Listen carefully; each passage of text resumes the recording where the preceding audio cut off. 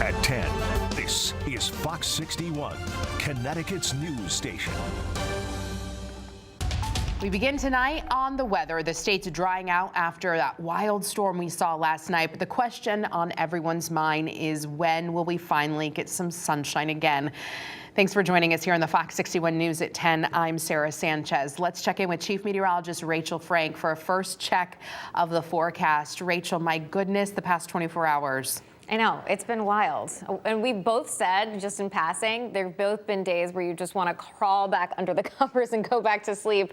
There might be hints of sun tomorrow morning briefly, but it'll be limited. Overall, it looks like the clouds will be sticking around mostly for the next couple of days. It is still snowing from the same disturbance that brought us rain, snow, wind, coastal flooding, and there are many outages in northern New England, especially in Maine. As we widen out the picture, you'll see this swirl continues, and that's going to be our weather for the next couple of days. Temperatures right now are in the 30s to right around 40 degrees. We anticipate overnight lows near 30 as we head towards daybreak. Again, if there's going to be any sun at all during the day tomorrow, there might be a couple bonus peaks as we head into the morning hours, but any sunshine we see will be fleeting. The clouds take over midday into the afternoon. It's breezy and cooler than average, with high temperatures climbing into the upper 40s. And there is a chance for an isolated sprinkle or flurry in the afternoon or evening, but certainly at least an improvement from today, although that's really not too hard to achieve. We'll see a similar day like this for Saturday, and then some changes and trending brighter as we head into next week. We'll talk about what that means for the upcoming solar eclipse. Sarah. All right. Thank you, Rachel. I like the way that sounds. We're following breaking news out of Suffield tonight. Police there are still investigating a pedestrian hit by a car. They tell us that person suffered serious injuries. This happened on Bridge Street just after 4:20 this afternoon. Police say this was not a hit and run. The person driving stayed behind. We're still waiting to learn more about the condition of the person hit. Bridge Street, though, has since reopened. We'll update you as soon as we learn more. Fox 61's coverage of Road to the Championship is sponsored locally by Nissan. We're less than 24 hours away from the UConn women's basketball Final Four tip-off against Iowa State. That's tomorrow. Team members say they feel excited and prepared going into their 23rd Final Four appearance. Fox 61's Brooke Griffin is in Cleveland inside the Rocket Mortgage Fieldhouse tonight. Brooke, you spent the day talking to the Huskies. Was there something they said that they're extra grateful for this season? Yeah, I did get the chance to speak to that Husky starting lineup today, and the topic that just kept coming up was how incredible it is that women's basketball is finally getting the spotlight and the hype that it really deserves. After all, these women have become household names across the country in the past couple of months. This is after years of hard work and determination. Now, I did get the chance to speak to some of those girls today, and I asked them what they want people to know ahead of tomorrow's game. Here's what they said. Yeah, for me, coming back this season, the biggest thing that I wanted to do was inspire. Everybody knows I haven't had the smoothest journey in college basketball. I've been battling injuries, adversity, and I think it's great for kids to see that not everything is perfect. I think it's really special. I think it's cool. Like, you know, this is exactly what we wanted for women's basketball, but also I feel like, you know, it could have been a thing a long time ago. There's been so many amazing stars in our game, and there's been so many amazing people to support our game. Like, it's not surprising that everybody's wanting to talk about it right now, but the product has always been there. Maybe it's, you know, on an increased level. Now, of course, we have to talk about that Caitlin Clark-Paige Bueckers matchup. They have a long history both playing with and against each other. Their freshman years, the women both played on the U.S. national team and now have been named All-American players. Both are also household names and role models for women's basketball. But focusing on UConn practice today, it was fun to watch as they headed into practice with smiles on their faces, as team members say they're looking forward to playing Iowa tomorrow. Paige Bueckers, Nika Mule, and Aaliyah Edwards were sinking bucket after bucket in practice with ease as per usual. All three girls saying they have a lot of trust in each other and their team. They say it's unmatched, and that is the key to their success this season. Now, of course, that game is set for 9:30 tomorrow. That's about when tip-off is scheduled between UConn and Iowa. We're going to be here every step of the way. In fact, this really could even be named as the most anticipated women's basketball game so far in this matchup. I mean, this Final Four is just going to be an incredible thing to watch tomorrow.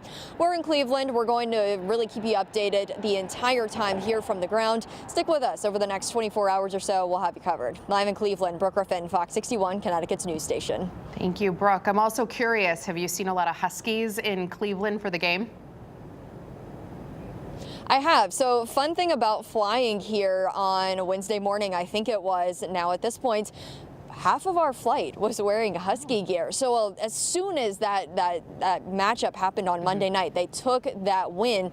A lot of people went ahead, booked that flight. They were coming here whether the Huskies were playing or not, but a lot of them told me that they sure are thrilled to be able to break out that blue and white gear for tomorrow's game. It's a lot of fun to see. Yeah, it is. Certainly lots of anticipation, lots of excitement, and I'm glad to see them following their women all the way to Cleveland. Thank you, Brooke. Connecticut's news station has full team coverage for the men's and women's trips to the Final Four. Stay with us all week long as we root on our Huskies during their road to the championship. And head to our Fox 61 app to show us your photos of how you're rooting for UConn and where for a chance to be featured on air. Just tap the Near Me function to submit. To Manchester now, police have arrested a man who they say went on a destructive crime spree early this morning. They say Daniel Caesar was roaming Main Street with a pair of metal rebar rods, smashing windows and trying to break down doors. Police say 8 businesses were vandalized. You can see them listed out there on your screen. Police say they confronted Caesar around 12:30 this morning. He allegedly refused to put those rods down. Police say they tried tasing him, but it did not stop him. Police say he hit the window of one of their cruisers before they tackled him and took him into custody. Caesar was arraigned on a litany of charges earlier today. New Haven police have arrested a man accused of hitting another with his car and then taking off. Dejon Morris is accused of hitting Jose Rodriguez with his car while Rodriguez was on his motorcycle. This happened at the intersection of Haven and Clay Street last June. Police say Morris left the scene while Rodriguez laid on the road dying. Police say their investigation led them to Morris, and he's facing a long list of charges. We're following this developing story tonight. A ferocious fire left 8 families homeless, a total of 21 people, including children. This morning's fire on Grand Street engulfed a 3-story home. You see it here. It went from the front porch up to the balconies and then to the 3rd floor. Hartford's fire chief said strong winds fan those flames. Before long, firefighters had to call out more trucks and crews, and everyone got out alive thanks to a neighbor from across the street who said she helped them escape. They came out with their families barefooted because, you know, they were crying and everything, standing across the street near my house, you know, just in shock. Tonight, the Red Cross is helping the 15 adults and 6 children who have been displaced.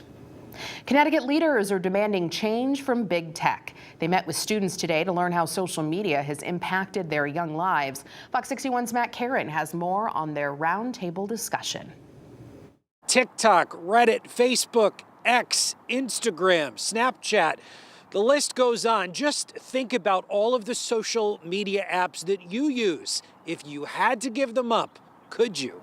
Thanks, everyone, for being here. Gearing up for a fight against some of the world's biggest tech companies, Connecticut's federal and state political leaders held a listening session of sorts. This will be really important for me and my lawsuit and my investigation. They should be held accountable. The senator and attorney general sat with students at Hartford Sport and Medical Science Academy to discuss the impact of social media on their lives, from TikTok challenges. I came to school one Monday and we had no mirrors in our bathroom and they were all in the toilet. To infinite scrolling algorithms that can reinforce negative emotions. She just took my phone and for half an hour she was just scrolling. And then I saw some video she was not supposed to see. Attorney General Tong is suing Meta, the parent company of Facebook and Instagram. Social, ethical, and legal obligation not to do harm to young people. While Senator Blumenthal is sponsoring the Kids Online Safety Act, a bill with bipartisan support. It's my major priority going into these last months of this session, and I think we have a very good chance. One by one, students passed the mic. describing their social media experience as both negative. I've been trying to stop using it, stay away from it. It's actually addictive. And positive. I see Bible verses on TikTok. I even started to learn a little bit of Spanish on TikTok. One student described how she hadn't explored social media until the COVID lockdowns. I think being stuck inside was the worst thing that possibly could have happened. Students believe the often toxic culture can lead to eating disorders, mental health concerns, and even suicide. There's a lot of bullying. Student Favor Ikea told Fox 61 it comes down to being a responsible consumer of information. You have to be your own independent person, that not to let everything around you control you or influence your decisions.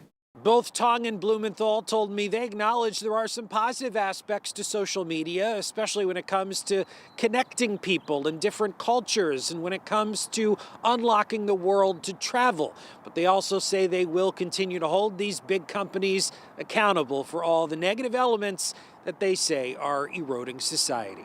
Reporting in Hartford, Matt Caron, Fox 61, Connecticut's news station.